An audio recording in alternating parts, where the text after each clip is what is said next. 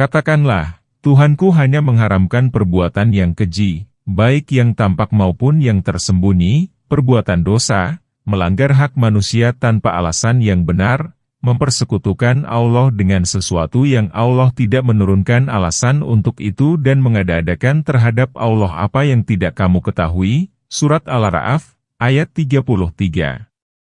Termasuk ke dalam yang diharamkan adalah kesaksian palsu. Dalam Syahihain diriwayatkan dari Abu Bakrah bahwa Rasulullah bersabda, "Maukah ku beritahukan kepadamu beberapa dosa besar?" Para sahabat menjawab, "Tentu saja ya Rasulullah." Beliau bersabda, menyekutukan Allah, menyakiti kedua orang tua pada saat itu beliau sedang bersandar, kemudian beliau duduk, lalu melanjutkan perkataan dusta, dan kesaksian palsu. Beliau mengulang-ulangnya hingga kami berkata dalam hati, semoga beliau berhenti. Hadis muttafaq alaih. Imam Ahmad meriwayatkan dari Hurain bin Fatik al-Asadi, dia berkata, Rasulullah sholat subuh. Setelah selesai, beliau berdiri lalu bersabda, aku menyamakan kesaksian palsu dengan menyekutukan Allah Azza wa Jalla, Allah yang maha mulia dan maha besar. Kemudian beliau membaca ayat, maka jauhilah olehmu berhala-berhala yang najis itu dan jauhilah perkataan-perkataan dusta, dengan ikhlas kepada Allah, tidak mempersekutukan sesuatu dengannya. Firman Allah Ta'ala, dengan ikhlas kepada Allah, yakni dengan memurnikan ad-din kepadanya seraya berpaling dari kebatilan untuk menuju kebenaran. Kemudian Allah Ta'ala berfirman, barang siapa mempersekutukan sesuatu dengan Allah, maka dia seolah-olah jatuh dari langit. Allah memberikan perumpamaan tentang orang musyrik dalam hal kesesatan, kebinasaan, dan kejauhannya dari petunjuk, yaitu seolah-olah dia jatuh meluncur dari langit, lalu disambar burung, yaitu dicabik-cabik oleh burung di udara, atau diterbangkan angin ke tempat yang jauh, lagi membinasakan siapa saja yang diterbangkan ke sana. Karena itu, dalam sebuah hadis dari Al-Barra dikatakan, apabila orang kafir dicabut nyawanya oleh malaikat maut lalu mereka membawa ruhnya naik ke langit, maka pintu-pintu langit tidak dibukakan untuk ruh itu, namun ruh itu diletakkan dengan keras dari sana. Kemudian Nabi membaca ayat ini. Hadis ini telah dikemukakan dalam surah Ibrahim berikut variasi lafal dan jalur periwayatannya. Demikianlah, barang siapa yang mengagungkan syiar-syiar Allah, maka sesungguhnya hal itu timbul dari ketakwaan hati. Ayat 32. Bagi kamu terdapat berbagai manfaat di dalamnya hingga waktu tertentu. Kemudian tempat penyembelihannya ialah di rumah yang kuno. Ayat 33. Allah Ta'ala berfirman, demikianlah, barang siapa yang mengagungkan syiar-syiar Allah, yakni perintah-perintahnya, maka sesungguhnya hal itu timbul dari ketakwaan hati. Di antara syiar Allah ialah binatang persembahan dan binatang kurban. Muhammad bin Abi Musa berkata, wukuf, Muzdalifah, jumrah, melempar, bercukur, dan hewan persembahan merupakan syiar-syiar Allah. Ibnu Umar berkata, syiar Allah yang terbesar ialah Baitullah.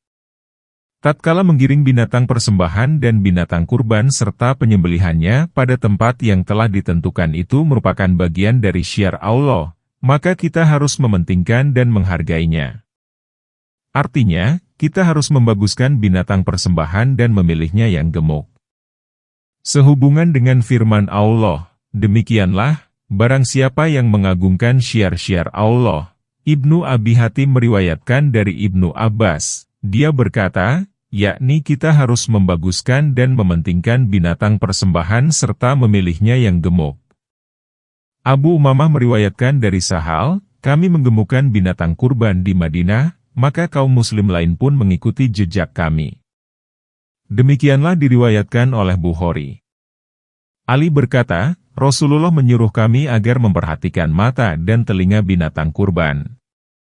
Kami tidak boleh berkurban dengan binatang yang buntung bagian depan telinganya, yang buntung bagian belakang telinganya, yang buntung bagian ujung telinganya, dan yang berlubang telinganya karena dicap. Hadis Ahmad. Demikianlah pengertian hadis menurut Syafi'i dan Asmui. Wallahu alam.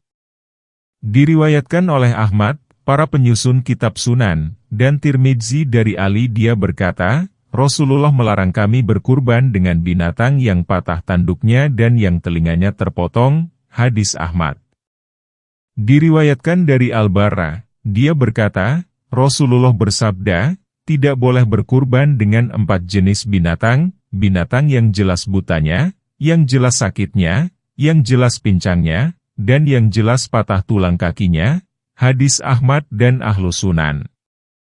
Hadis ini pun diriwayatkan oleh Ahmad, para penyusun Sunan, dan Tirmidzi. Kecacatan tersebut mengurangi dagingnya, sebab domba yang demikian mengalami kesulitan untuk merumput dan pergi ke padang rumput. Abu Daud meriwayatkan dari Uqbah bin Aidi As-Sulma bahwasanya Rasulullah Shallallahu Alaihi Wasallam melarang berkurban dengan binatang yang kurus atau cacat telinganya, yang tukul tanduknya, yang buta sebelah matanya, yang mengekor binatang lain karena lemah, dan binatang yang lumpuh. Binatang yang demikian tidak memadai untuk kurban. Jika kecacatan tersebut terjadi setelah pemilihan, maka tidak mengapa. Imam Ahmad meriwayatkan dari Abu Said, dia berkata, aku membeli domba untuk kurban. Tiba-tiba ia diserang serigala sehingga ekornya rumpung. Kemudian aku mengutarakan hal itu kepada Rasulullah, maka beliau bersabda, berkurbanlah dengan domba itu. Karena itu, dalam sebuah hadis dikatakan, Nabi menyuruh kami agar memperhatikan mata dan telinga binatang kurban. Yakni, hewan kurban itu harus gemuk, sehat, dan mahal harganya. Firman Allah Ta'ala, bagi kamu terdapat berbagai manfaat di dalamnya. Yakni, bagimu terdapat bermacam-macam manfaat di dalam hewan kurban itu, seperti susu, bulu, dan tenaganya yang diperoleh hingga waktu yang telah ditentukan, sampai disembelih.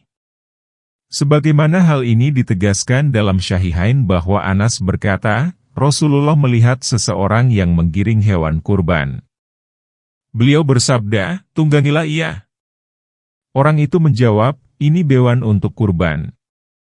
Beliau bersabda, tunggangilah. Rugi kamu. Beliau mengatakan demikian pada perintah kedua atau ketiga kalinya, hadis muttafaq alaih.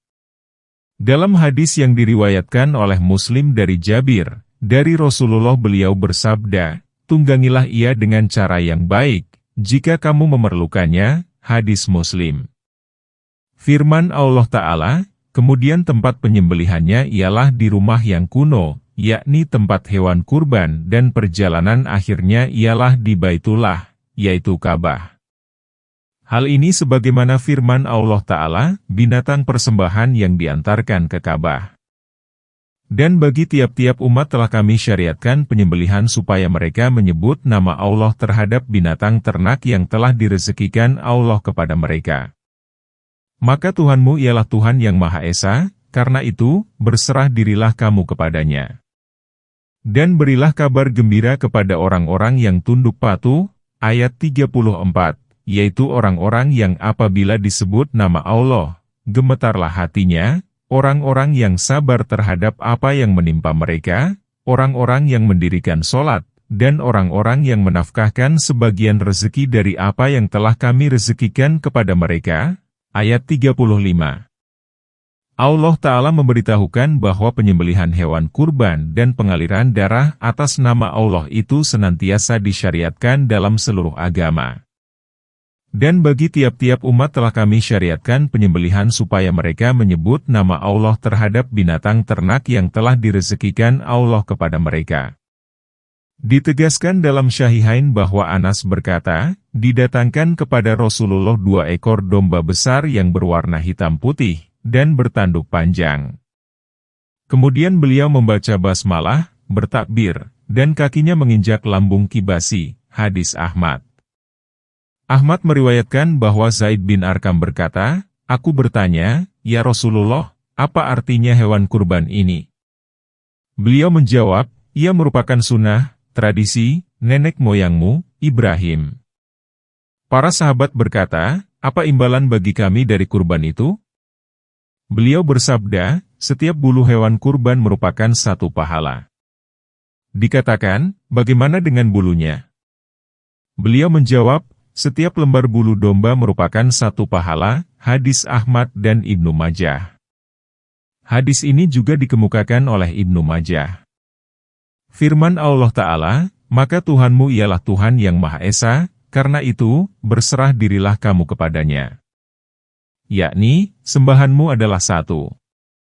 Walaupun syariat para nabi itu beragam dan sebagiannya menghapus yang lain, namun semuanya menyerukan penyembahan kepada Allah yang Esa, tiada sekutu baginya.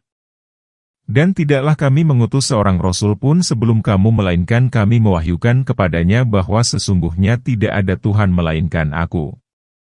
Maka beribadahlah kepadaku.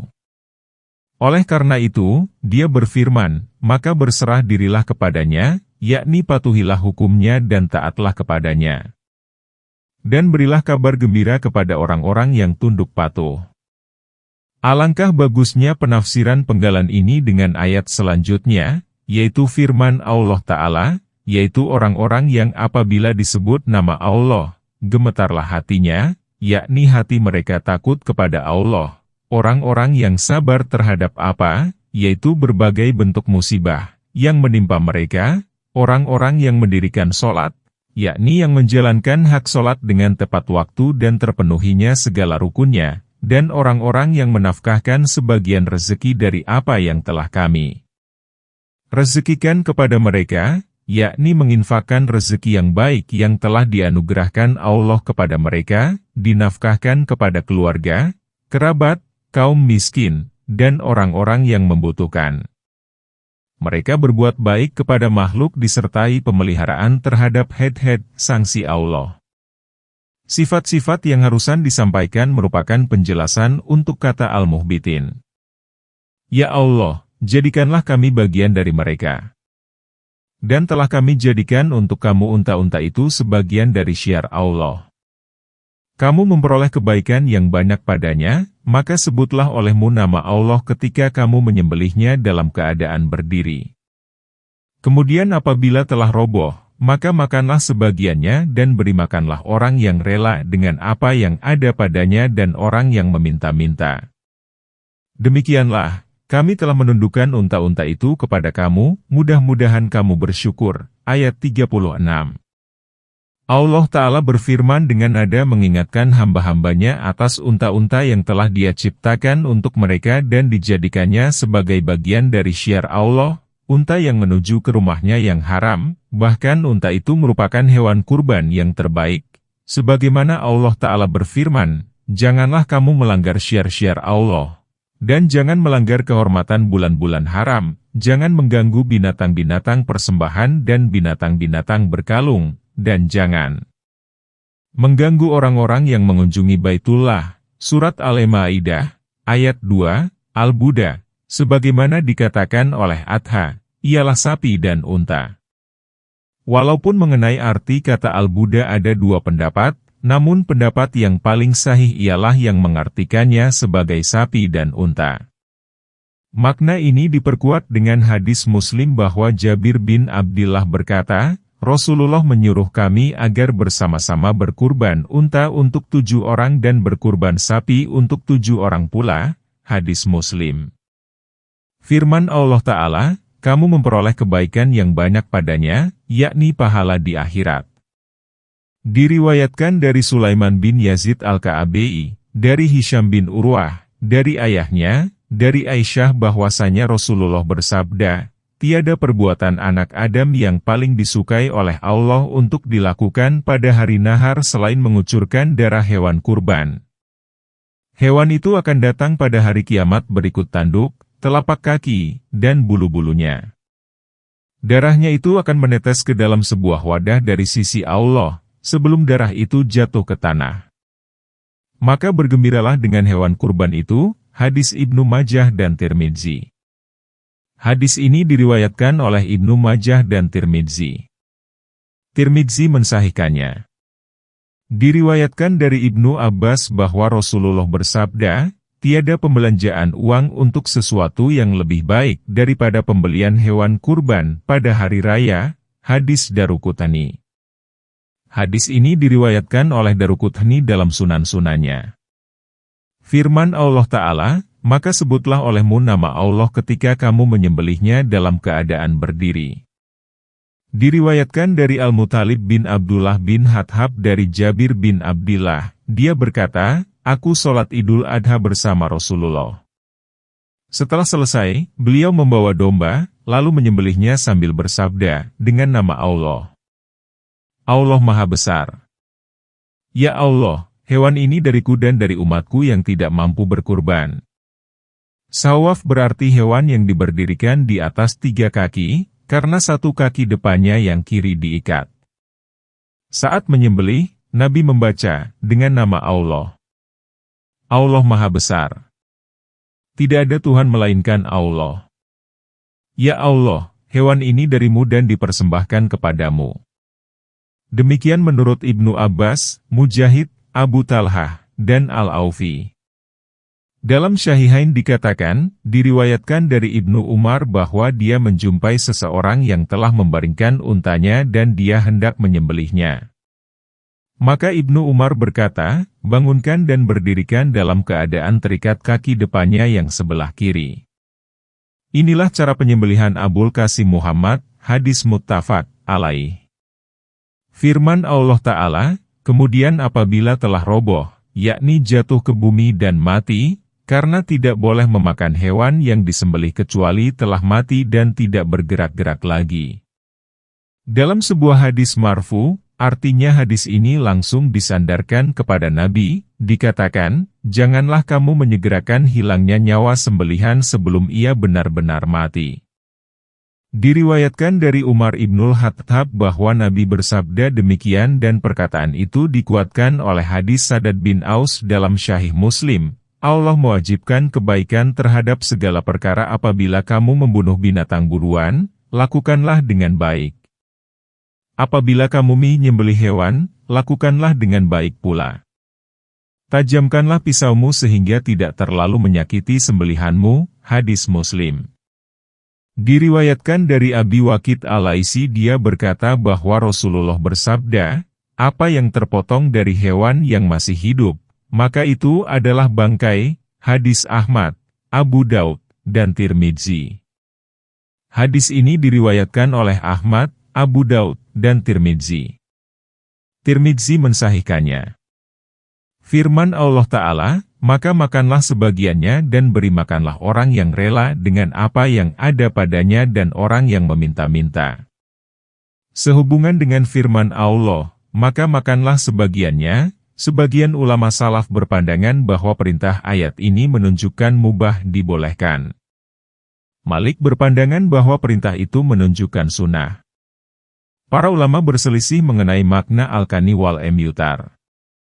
Ibnu Abbas berkata, al-kani berarti orang yang menganggap cukup dengan apa yang kamu berikan dan dia tetap di rumahnya. Al-emyutar berarti orang yang datang kepadamu dan bergabung denganmu agar kamu memberinya daging, tapi dia tidak memintanya.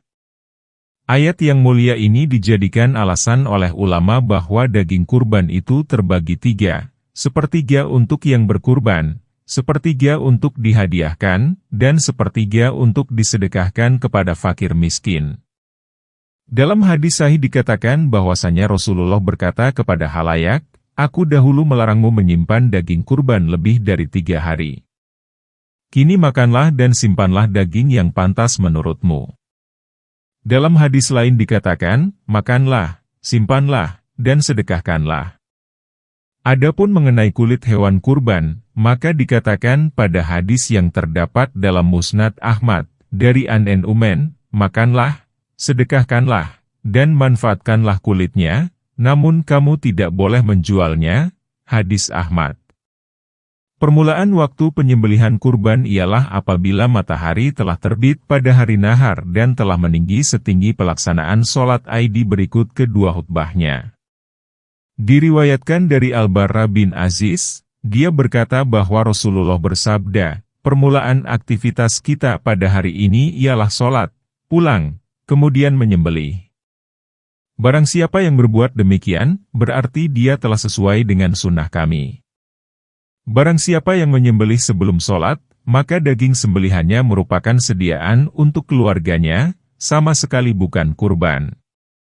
Dalam Sahih Muslim dikatakan, janganlah kamu menyembelih sebelum imam menyembelih kurban. Firman Allah Ta'ala, demikianlah, kami telah menundukkan unta-unta itu kepada kamu, mudah-mudahan kamu bersyukur. Allah Ta'ala berfirman, untuk itulah, kami telah menaklukkan unta-unta itu untuk kamu, yakni menjinakkannya untuk kamu, membuatnya tunduk dan patuh kepadamu. Jika kamu mau, maka kamu dapat menungganginya, memerah susunya, atau menyembelihnya. Hal ini sebagaimana firman Allah Ta'ala, apakah mereka tidak melihat bahwa sesungguhnya kami telah menciptakan binatang ternak untuk mereka, yaitu sebagian dari apa yang telah kami ciptakan dengan kekuasaan kami sendiri, lalu mereka menguasainya? Maka mengapa mereka tidak bersyukur? Surat Yasin, ayat 71 dan 72. Daging-dagingnya dan darahnya itu sekali-kali tidak dapat mencapai Allah, tetapi ketakwaan dari kamulah yang dapat mencapainya. Demikianlah Allah telah menundukkannya untuk kamu supaya kamu mengagungkan Allah terhadap hidayahnya kepada kamu. Dan sampaikanlah kabar gembira kepada orang-orang yang berbuat baik. Ayat 37. Allah Ta'ala berfirman, sesungguhnya Dia telah mensyariatkan kepadamu penyembelihan hewan persembahan dan hewan kurban agar kamu menyebutnya ketika menyembelihnya, karena Dialah yang Maha Menciptakan dan Maha Memberi rezeki. Tidak ada sedikit pun daging dan darahnya yang sampai kepadanya, karena Dia Maha Kaya dari perkara selainnya.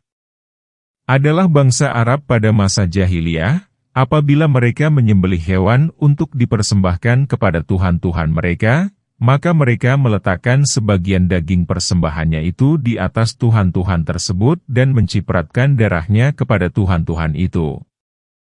Maka Allah Ta'ala berfirman, daging-dagingnya dan darahnya itu sekali-kali tidak dapat mencapai Allah, tetapi ketakwaan dari kamulah yang dapat mencapainya. Yakni, ketakwaan itulah yang diterima lalu dibalas olehnya. Allah tidak akan menerima kecuali dari orang yang ikhlas karena Allah semata dalam beramal. Firman Allah Ta'ala, demikianlah Allah telah menundukkannya untuk kamu. Yakni, untuk itulah Dia menaklukkan binatang persembahan bagi kamu, supaya kamu mengagungkan Allah terhadap hidayahnya kepada kamu, yakni agar kamu mengagungkannya sebagaimana Dia telah menunjukkanmu kepada agama dan syariatnya serta kepada perbuatan yang dicintai dan diridainya. Dia pun melarangmu melakukan perbuatan yang dibenci dan diingkarinya. Firman Allah Ta'ala, dan sampaikanlah kabar gembira kepada orang-orang yang berbuat baik. Yakni, gembirakanlah, hai Muhammad, orang-orang yang membaguskan amalnya, orang-orang yang memegang teguh head sanksi Allah, orang-orang yang mengikuti apa yang telah Allah syariatkan kepada mereka, dan orang-orang yang membenarkan apa yang disampaikan dan dibawa oleh para rasul kepada mereka dari sisi Allah. Masalah telah diperselisihkan mengenai kewajiban berkurban. Di antara ulama, seperti Abu Hanifah, Malik, dan Sufyan ats-Tsauri mewajibkan kurban kepada orang yang telah mencapai kesanggupan. Abu Hanifah mensyaratkan keberadaan orang itu di Mekah.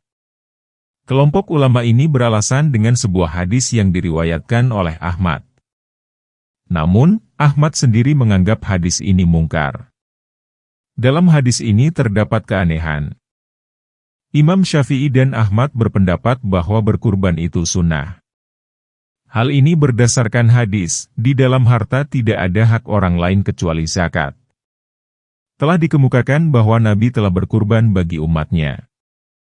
Dengan demikian, Nabi telah menggugurkan kewajiban berkurban dari mereka. Abu Sariyah berkata, dahulu aku pernah menjadi tetangga Abu Bakar dan Umar. Keduanya tidak berkurban karena khawatir akan ditiru oleh khalayak berkurban memadai jika tidak dihadiri oleh pemiliknya dan keluarganya. Menurut mayoritas ulama, berkurban memadai dengan unta dan sapi betina atau dengan kambing jantan. Unta yang dapat dijadikan kurban ialah yang berusia 5 tahun masuk ke tahun ke-6, sapi yang berusia 2 tahun dan masuk ke tahun ke-3, kambing yang berusia 2 tahun. Adapun domba jantan, maka ada pendapat yang mengatakan boleh berkurban dengan yang berusia setahun. Pendapat lain mengatakan 10 bulan, pendapat lain mengatakan boleh yang 8 bulan, pendapat lainnya boleh yang berusia 6 bulan dan itulah usia minimal yang diperbolehkan. Selain itu, boleh berkurban dengan domba hamal. Perbedaan antara domba hamal dan domba biasa ialah bulu punggung domba hamal tegak sedang bulu punggung domba biasa tidak tegak dan bulu di pelipisnya berbelah dua. Wallahu alam. Sesungguhnya Allah membela orang-orang yang telah beriman. Sesungguhnya Allah tidak menyukai tiap-tiap orang yang berkhianat lagi mengingkari nikmat. Ayat 38. Allah Ta'ala memberitahukan bahwa sesungguhnya Allah membela hamba-hambanya yang bertawakal kepadanya dan kembali kepadanya. Dia memelihara mereka dari kejahatan orang-orang yang jahat dan muslihat orang-orang yang durjana, membela dengan bantuan dan pertolongannya. Allah Ta'ala berfirman, bukankah Allah akan menjamin hambanya? Firman Allah Ta'ala, sesungguhnya Allah tidak menyukai tiap-tiap orang yang berkhianat lagi mengingkari nikmat, yakni Dia tidak menyukai orang yang suka mengkhianati janji, akad, dan ikatan. Al-kufru ialah mengingkari macam-macam nikmat dan tidak mengakuinya. Telah diizinkan bagi orang-orang yang diperangi karena sesungguhnya mereka telah dianiaya.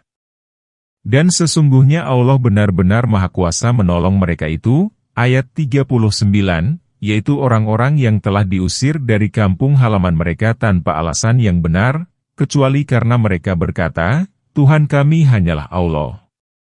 Dan sekiranya Allah tidak menolak sebagian manusia dengan sebagian yang lain, niscaya telah dirobohkan biara-biara Nasrani, gereja-gereja, rumah-rumah ibadah orang Yahudi, dan masjid-masjid yang di dalamnya banyak disebut nama Allah.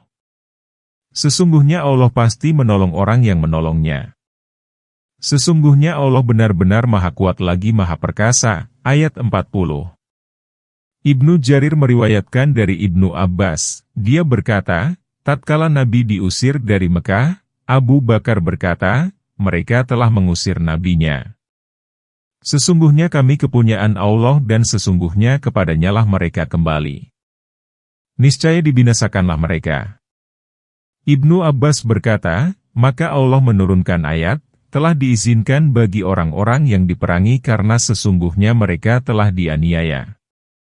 Dan sesungguhnya Allah benar-benar Maha Kuasa menolong mereka itu. Abu Bakar berkata, maka sadarlah aku bahwa sesungguhnya akan terjadi perang.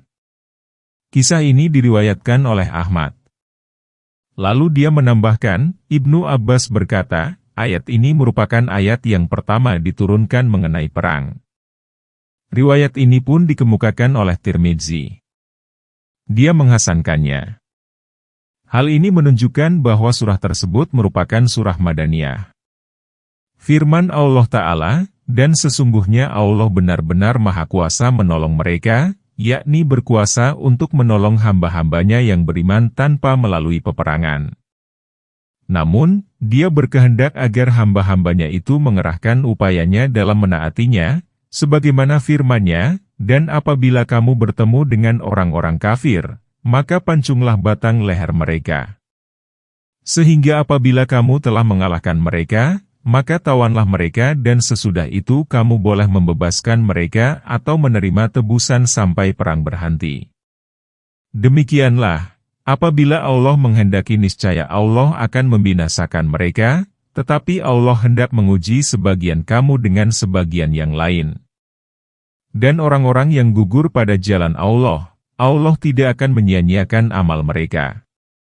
Allah akan memberi pimpinan kepada mereka dan memperbaiki keadaan mereka, dan memasukkan mereka ke dalam surga yang telah diperkenalkannya kepada mereka. Surat Muhammad, ayat 4 dan 6.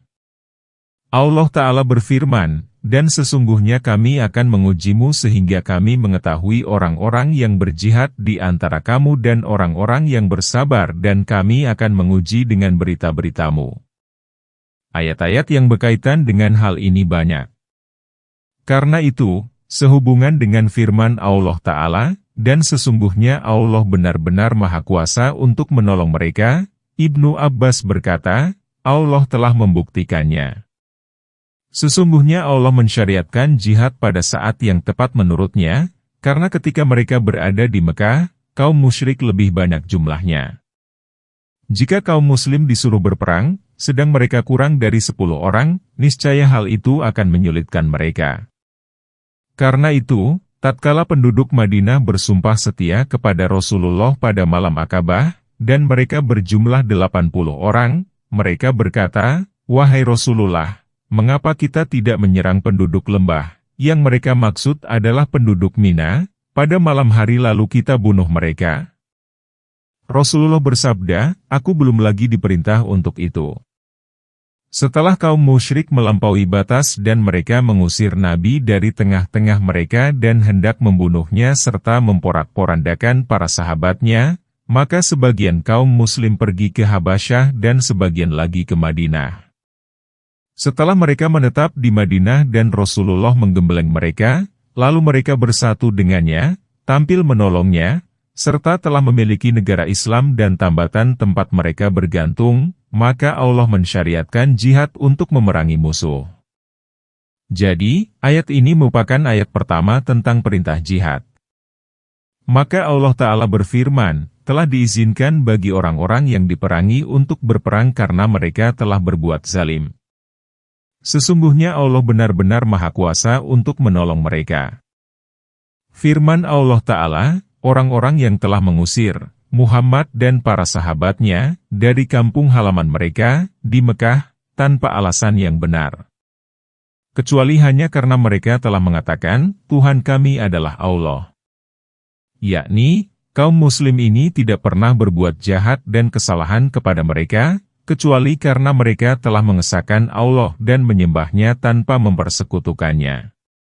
Bagi kaum musyrik hal itu merupakan kesalahan yang besar, sebagaimana firman Allah yang mengisahkan para pembuat parit, dan tidaklah mereka menyiksa kaum mukmin melainkan karena mereka beriman kepada Allah yang Maha Perkasa lagi Maha Terpuji. Surat Al-Buruj, ayat 8. Kemudian Allah Ta'ala berfirman, kalaulah sekiranya Allah tidak menolak sebagian manusia dengan sebagian yang lain. Yakni, kalaulah dia tidak membela suatu kaum dari kaum yang lain dan mencegah kejahatan sebagian manusia dari sebagian yang lain melalui sarana yang diciptakan dan ditakdirkannya, niscaya rusaklah bumi ini, dan niscaya yang kuat akan membinasakan yang lemah, dan tentulah telah dirobohkan biara-biara Nasrani, gereja-gereja, rumah-rumah ibadah orang Yahudi, dan masjid-masjid yang di dalamnya banyak disebut nama Allah. Maksudnya, niscaya telah dihancurkan dan dirobohkan biara-biara Nasrani, gereja-gereja, rumah-rumah ibadah orang Yahudi, dan masjid-masjid yang di dalamnya banyak disebut nama Allah. Sebagian ulama berkata, ayat itu menyatakan peringkat penyebutan nama Allah, mulai dari tempat yang paling sedikit hingga yang paling banyak, yaitu di masjid-masjid. Masjid merupakan tempat yang paling banyak pemakmurnya dan paling banyak orang yang beribadah di dalamnya. Mereka adalah para pemilik maksud yang baik. Firman Allah Ta'ala, sesungguhnya Allah akan menolong orang yang menolongnya, adalah seperti firman-Nya, hai orang-orang yang beriman, jika kamu menolong Allah, maka Dia menolongmu dan meneguhkan kakimu. Dan orang-orang kafir, maka kecelakaanlah bagi mereka dan Allah menyesatkan amal-amal mereka. Surat Muhammad, ayat 7 dan 8. Firman Allah Ta'ala, sesungguhnya Allah Maha Kuat lagi Maha Perkasa. Dia menyifati dirinya dengan kekuatan dan keperkasaan. Dengan kekuatannya, Dia menciptakan segala perkara, lalu menakdirkannya dalam takdir tertentu. Dan dengan keperkasaannya berarti tidak ada seorang pun yang mampu mengalahkannya dan menguasainya. Barang siapa yang penolongnya itu adalah yang Maha Kuat lagi Maha Perkasa, maka dia akan dimenangkan, sedangkan musuhnya akan dikalahkan. Allah berfirman, Allah telah menetapkan, aku dan Rasul-Rasulku pasti menang. Sesungguhnya Allah Maha Kuat lagi Maha Perkasa. Yaitu orang-orang yang jika kami teguhkan kedudukan mereka di muka bumi, niscaya mereka mendirikan sholat, menunaikan zakat, menyuruh berbuat yang makruf baik, dan mencegah dari perbuatan yang mungkar buruk. Dan kepada Allah lah kembali segala urusan. Ayat 41. Menurut Abu Al-Aliyah, orang yang disebutkan dalam ayat ini ialah para sahabat Muhammad. Ibnu Abi Hatim meriwayatkan dari Utsman bin Affan, dia berkata, mengenai kamilah ayat, orang-orang yang jika kami teguhkan kedudukan mereka di muka bumi, ini diturunkan. Kami diusir dari kampung halaman kami sendiri tanpa alasan yang benar, kecuali karena kami mengatakan bahwa Tuhan kami adalah Allah. Kemudian kami diteguhkan di bumi, lalu kami mendirikan sholat, menunaikan zakat, menyuruh berbuat yang makruf, dan mencegah dari perbuatan yang mungkar. Kepunyaan Allah lah kesudahan segala perkara jadi, ayat itu diturunkan berkenaan dengan aku dan para sahabatku. A'asyabah bin Swadah Al-Kindi berkata, aku mendengar Umar bin Abdul Aziz berkhutbah. Dia membaca ayat, orang-orang yang kami teguhkan kedudukan mereka di bumi. Kemudian berkata, ketahuilah, ayat ini bukan hanya ditujukan kepada pemimpin semata, namun ditujukan kepada pemimpin dan rakyatnya. Ketahuilah, aku akan memberitahukan kepadamu kewajiban pemimpin kepada rakyatnya dan kewajiban rakyat kepada pemimpinnya. Sesungguhnya yang menjadi hak kamu dan kewajiban pemimpin ialah memperlakukan kamu dengan ketentuan Allah yang telah diwajibkan atasmu, memperlakukan sebagian kamu karena sebagian yang lain dengan ketentuan Allah, dan menunjukkan kamu kepada jalan yang lurus sesuai dengan kemampuan pemimpin. Adapun kewajiban kamu ialah menaati pemimpin tanpa terpaksa dan tidak bertentangan antara ketaatan perkataan dan perbuatan dengan ketaatan hati. Zaid bin Aslam berkata, dan kepada Allah lah kembali segala urusan, berarti pada sisi Allah lah pahala atas apa yang telah mereka lakukan. Dan jika mereka mendustakan kamu, maka sesungguhnya telah mendustakan pula sebelum mereka kaum Nuh, Ad, Samud, ayat 42, kaum Ibrahim, kaum Lut, ayat 43, dan penduduk Madian. Dan telah didustakan pula Musa. Lalu aku tangguhkan azab untuk orang-orang kafir, kemudian aku azab mereka. Maka lihatlah bagaimana besarnya kebencianku, ayat 44, berapa banyaknya kota yang kami telah membinasakannya yang penduduknya dalam keadaan zalim. Maka kota itu roboh menutupi atap-atapnya, dan sumur yang telah ditinggikan dan istana-istana yang tinggi. Ayat 45, maka apakah mereka tidak berjalan di muka bumi, lalu mereka mempunyai hati yang dengan itu mereka dapat memahami, atau mempunyai telinga yang dengan itu mereka dapat mendengar? Karena sesungguhnya bukanlah mata itu yang buta, tetapi yang buta ialah hati yang di dalam dada. Ayat 46. Allah Ta'ala berfirman dengan nada menghibur Nabi Muhammad karena didustakan oleh sebagian kaumnya yang menentangnya. Dan jika mereka mendustakan kamu, maka sesungguhnya telah mendustakan pula sebelum mereka kaum Nuh, Ad, Samud, kaum Ibrahim, kaum Lut, dan penduduk Madian. Dan telah didustakan pula Musa.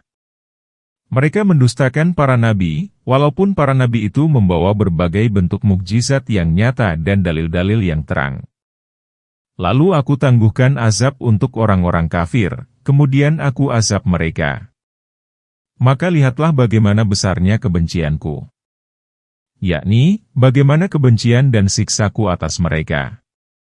Sebagian ulama salaf berkata, di antara ucapan Fir'aun ialah, aku adalah Tuhanmu yang agung. Dan 40 tahun kemudian, dia dibinasakan.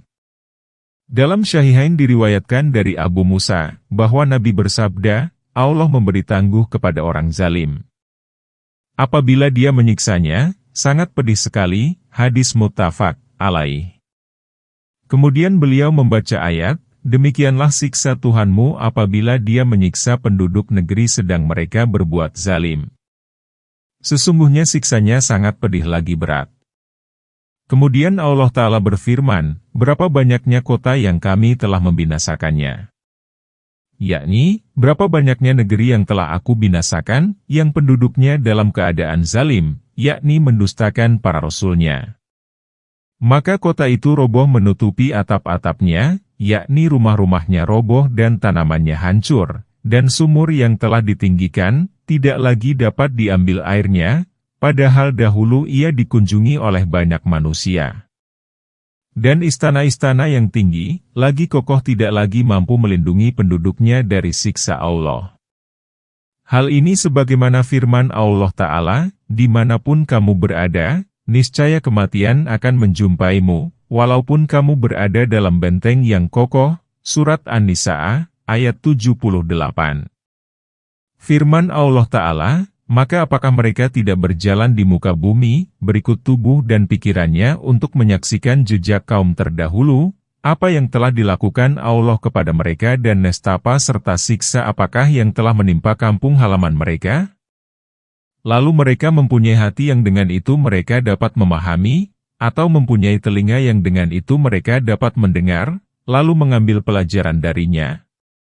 Karena sesungguhnya bukanlah mata itu yang buta, tetapi yang buta ialah hati yang ada di dalam dada. Maksudnya, mata mereka tidak buta, yang buta ialah mata hatinya.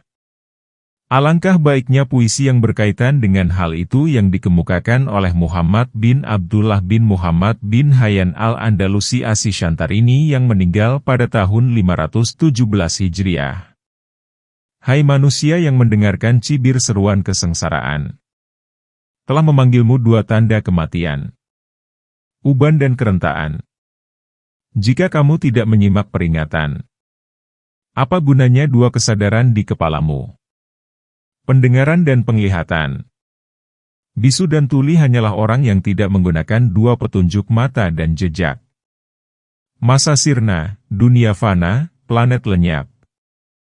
Juga dua pelita, matahari dan bulan. Semua akan meninggalkan dunia walau tak disukai. Perpisahannya oleh orang udik dan kota. Dan mereka meminta kepadamu agar azab itu disegerakan, padahal Allah sekali-kali tidak akan menyalahi janjinya. Sesungguhnya sehari di sisi Tuhanmu adalah seperti 1000 tahun menurut perhitunganmu, ayat 47. Dan berapa banyaknya kota yang aku tangguhkan kepadanya yang penduduknya berbuat zalim, kemudian aku azab mereka. Dan hanya kepadakulah tempat kembali, ayat 48. Allah Ta'ala berfirman kepada Nabi, dan mereka meminta kepadamu agar azab itu disegerakan. Yakni, kaum kafir yang mendustakan itu meminta disegerakan azab sebagaimana firman Allah Ta'ala, dan mereka berkata, Ya Tuhan kami, segerakanlah kepada kami azab yang diperuntukkan bagi kami sebelum hari perhitungan. Surat Syod, ayat 16. Firman Allah Ta'ala, padahal Allah sekali-kali tidak akan menyalahi janjinya. Yakni, zat yang telah menjanjikan untuk mengadakan kiamat, menyiksa musuh-musuhnya, dan memuliakan para walinya tidak akan menyalahi janji.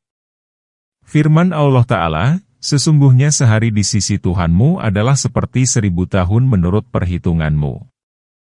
Yakni, Allah Ta'ala tidak akan menyegerakan azab karena 1000 tahun menurut perhitungan makhluk adalah sama dengan sehari menurut perhitungannya dan ketetapannya, karena Dia mengetahui bahwa Dia Maha Kuasa untuk menyiksa dan bahwa tidak ada sesuatu pun yang luput jika sudah tiba waktunya. Karena itu, setelah ini Dia berfirman, dan berapa banyaknya kota yang aku tangguhkan kepadanya yang penduduknya berbuat zalim, kemudian aku azab mereka. Dan hanya kepadakulah tempat kembali. Ibnu Abi Hatim meriwayatkan dari Abu Hurairah bahwa Rasulullah bersabda, kaum muslim yang miskin memasuki surga 500 tahun atau setengah hari, menurut perhitungan Allah, sebelum kaum muslim kaya. Sehubungan dengan firman Allah Ta'ala, sesungguhnya sehari di sisi Tuhanmu adalah seperti 1000 tahun menurut perhitunganmu. Ibnu Abi Hatim meriwayatkan dari Ibnu Abbas, yaitu hari yang digunakan Allah untuk menciptakan langit dan bumi.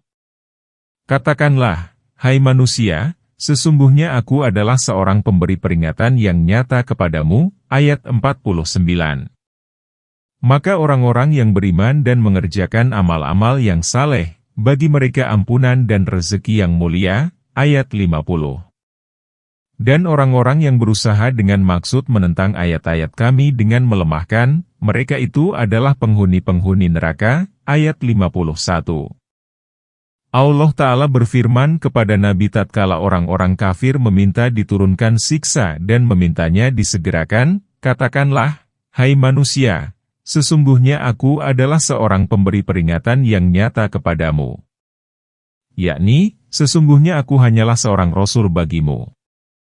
Aku memperingatkanmu terhadap azab yang keras yang ada di hadapanmu. Bukan wewenangku sedikit pun ihwal azab itu. Ia adalah wewenang Allah Ta'ala. Jika Dia berkehendak, maka Dia menyegerakan azabmu, dan apabila Dia berkehendak, maka Dia menangguhkannya. Maka orang-orang yang beriman, yakni hatinya percaya dan dibuktikan dengan perbuatan, dan mengerjakan amal-amal yang saleh, bagi mereka ampunan dan rezeki yang mulia, yakni ampunan atas kesalahan mereka yang terdahulu dan balasan baik atas amal baik mereka yang sedikit. Rezeki yang mulia ialah surga. Firman Allah Ta'ala, dan orang-orang yang berusaha dengan maksud menentang ayat-ayat kami dengan melemahkan, yakni menghalang-halangi manusia supaya tidak mengikuti Nabi, mereka itu adalah penghuni-penghuni neraka. Yaitu neraka yang panas dan menyakitkan. Azab dan nestapanya sangat hebat. Semoga Allah melindungi kita dari yang demikian. Allah Ta'ala berfirman, orang-orang yang kafir dan menghalangi manusia dari jalan Allah, kami tambahkan kepada mereka siksaan di atas siksaan disebabkan mereka selalu berbuat kerusakan. Surat An-Nahl, ayat 88. Dan kami tidak mengutus sebelum kamu seorang rasul pun dan tidak pula seorang nabi melainkan apabila dia mempunyai suatu keinginan, setan pun memasukkan godaan-godaan terhadap keinginan itu. Allah menghilangkan apa yang dimasukkan oleh setan itu dan Allah menguatkan ayat-ayatnya. Allah Maha Mengetahui lagi Maha Bijaksana, ayat 52, agar Dia menjadikan apa yang dimasukkan oleh setan itu sebagai fitnah bagi orang-orang yang di dalam hatinya ada penyakit dan yang kasar hatinya. Dan sesungguhnya orang-orang yang zalim itu benar-benar dalam perselisihan yang jauh, ayat 53, dan agar orang-orang yang telah diberi ilmu meyakini bahwasanya Al-Quran itulah yang hak dari Tuhanmu lalu mereka beriman dan hati mereka tunduk kepadanya.